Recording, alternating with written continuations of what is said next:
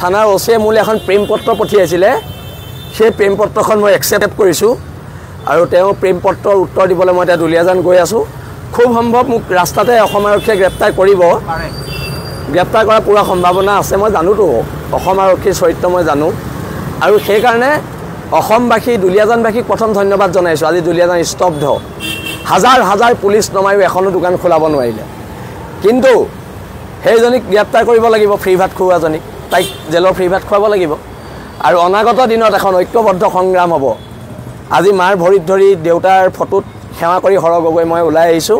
মাক কৈ আহিছোঁ ৩-৪ মান আহিব পাৰোঁ জেলত থাকিব পাৰোঁ আৰু এটা কথা স্পষ্ট বীৰ লাচিত সেনাৰ সৈনিক আৰু শৃংখল চলিয়াই ঘাঁহ নেখায় সেইটো কথা মনত ৰাখিব লাগিব আৰু অনাগত দিনত খিলম দিয়াৰ আধিপত্য থকা অসম হ'ব খিলম দিয়াৰ আধিপত্য থকা অসম হ'ব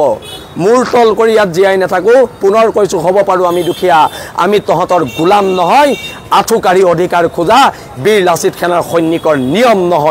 নহয় আৰু নিয়ম নহয় এতিয়া আমি দুলীয়াজানলৈ মুভ কৰিম আমি আগবাঢ়িম আৰু